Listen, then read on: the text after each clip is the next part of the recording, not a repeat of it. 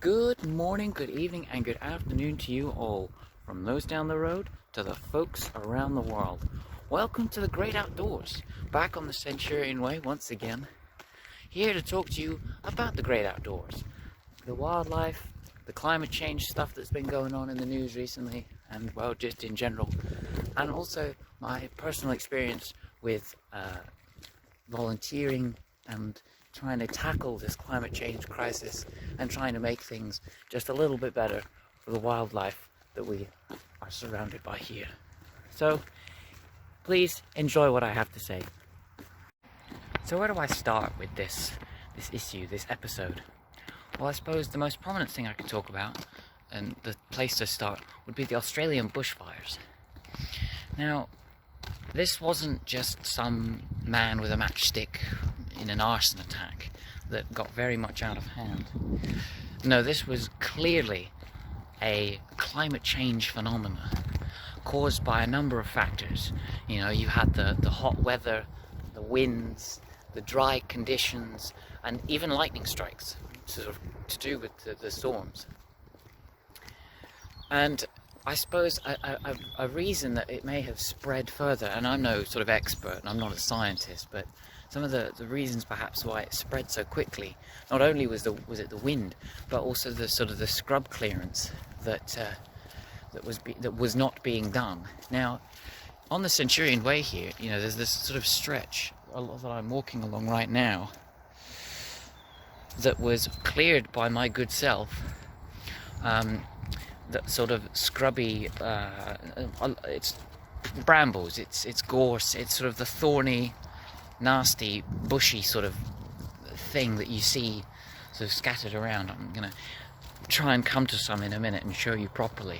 But if you don't sort of clear it, you I suppose in the case of the bushfires, you sort of come to a point where, you know, if you've got a fire and there's like a little thing next to it, it just moves quickly and rapidly across the area. But as I said, you know, there's other factors. There's the wind, there's the dry weather, there's all these other things as well. So it's not just the scrub. Oh, every time I hear scrub, I think of that TLC song, I Don't Want No Scrub. That's my brain goes in crazy places. So anyway, as you know, as I've just said, I'm a volunteer for the national park, and as I've already just mentioned, I've done some scrub clearance along this route. Now, one of the things I've also done is sort of clear the pathways, because the Centurion's Way is a pathway that is used by cyclists and dog walkers alike. So you know, you need these pathways to be clear, and hey, you need these pathways to be clear.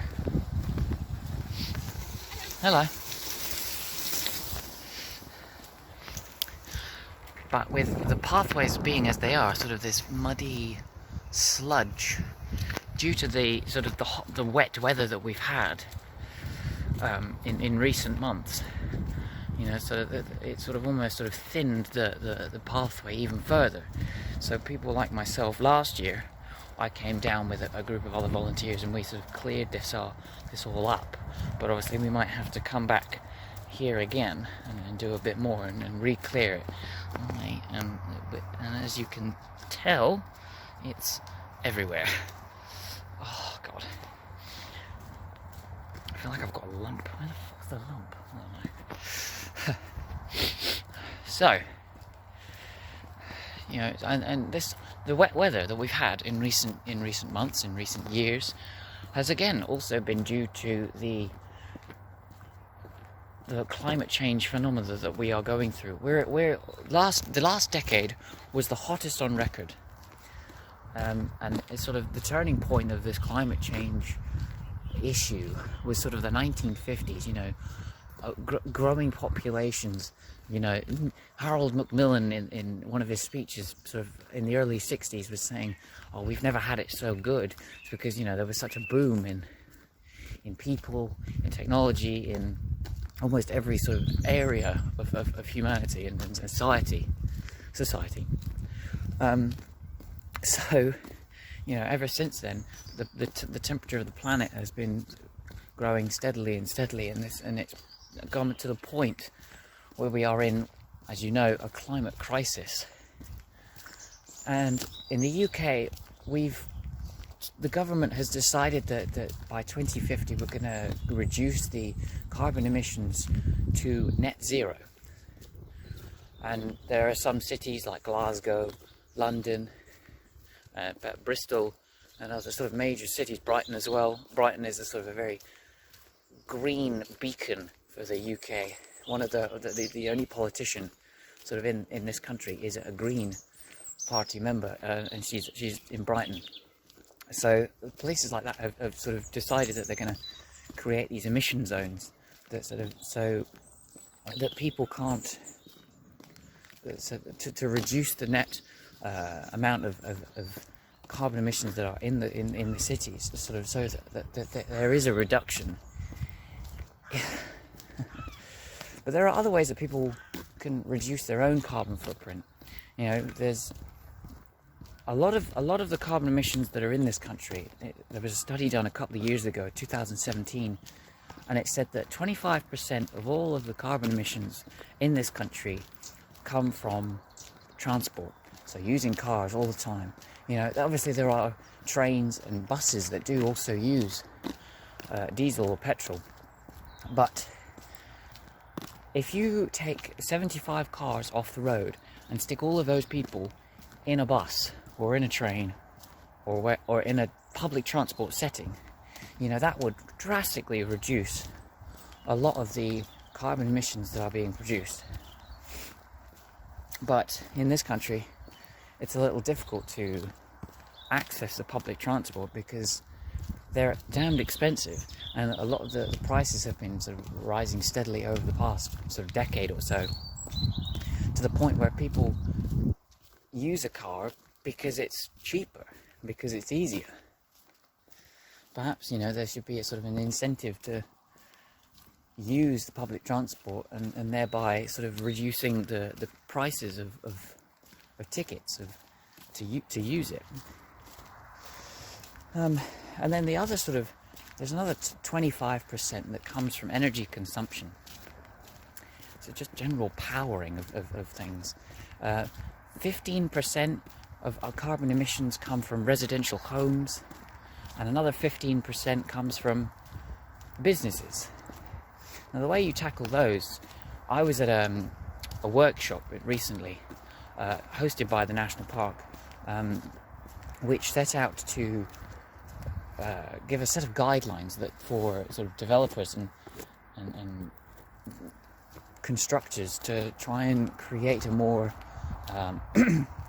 eco-friendly and green, diverse living area, sort of residential development area. So there was all these things about placing sort of trees and green infrastructure, as they call it, sort of in these new development areas, so that it doesn't just look like some big sprawling city that's sort of ever expanding. But also the actual houses themselves were going to be fitted with sort of what's called photovoltaic cells, which are somewhat like solar panels, but instead of big sort of metal sheets, you have them so that they look like slate tiles. So they actually look as though they should be on the roof instead of this great big block of steel slapped onto your roof. What else? There's, you know, so perhaps using electric cars as well, you know, and also hybrids. Over the last sort of year or so, the amount of electric cars being sold has increased dramatically. Hybrids are sort of leveling off, but people are obviously still buying them. And then obviously diesel and petrol cars are still being bought because they are sort of cheaper options and they're easier to run. You know, a lot of service stations in England have now got these positions, these points to charge your cars, but there simply isn't enough of them, and because the streets in this country are very narrow, it's difficult to implement or install these charging points, because they take up not a lot of room, but they take up enough room so that you can't necessarily always get through the street, or park right outside where it should be. If somebody parks in your space and it's a diesel car, who's to say that your wire is long enough or isn't long enough to actually get to that charging point? So there's all these different sort of different issues, or words, right? But it's not just about all these businesses and developers and constructors and the government trying to reduce carbon emissions. There's also sort of a personal obligation that I think we all have to sort of strive to achieve. I'm not going to stand here and lecture you on you should be doing X, Y, Z to reduce your carbon emissions or face the penalties of death. I think we're all trying to do our piece for the environment. A lot of sort of young people, like my sort of age, sort of in my bracket, I'm 21. People my age are sort of rising and taking up the sort of the banner of eco warrior to, stop the world from perishing. And I suppose in my opinion, there's been a lot of blame game by people my age on people who are older, sort of over 50 or 60. But from my experience, a lot of these older people actually want to do the same. They want to be helping the environment. They want to reduce their carbon emissions and help the younger generations. Because I suppose there's also a question of, they're not going to be here long. Why should we care, or why should I try and do this? But I suppose with people aging longer, living longer, people could live to 100. People in their 70s could be living to 100 in 30 years' time. Sort of this point, that 2050, where that's sort of the end point that we're sort of striving towards. When the world is supposed to be a ball of fire, and about only a third of the population, or a third of the actual surface area of the world is actually habitable. So people, could in their 70s now could live to 100 by 2050. People in their 60s live to 90. It's not just a case of they're not going to be here long, or these old people are suggesting that they don't care because they're not going to be there long. They're doing this because they might be here for long periods of time.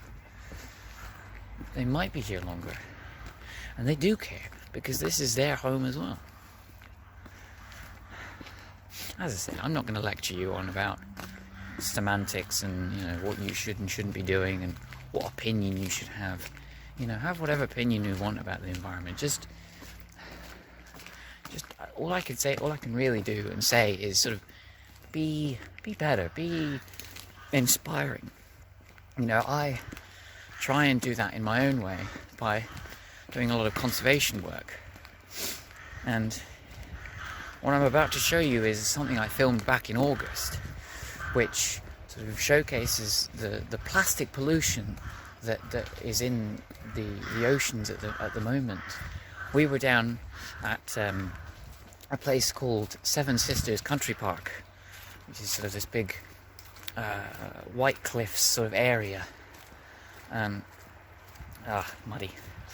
So what we'd been doing, we were doing a beach clean. We were sort of tackling the beach with all of these sort of little plastics, and as you can see, and as I will explain in the video, there's a lot of plastic, and it's more sort of microscopic than just an aluminium can or a plastic bottle or a plastic bag. It's teeny weeny little pieces.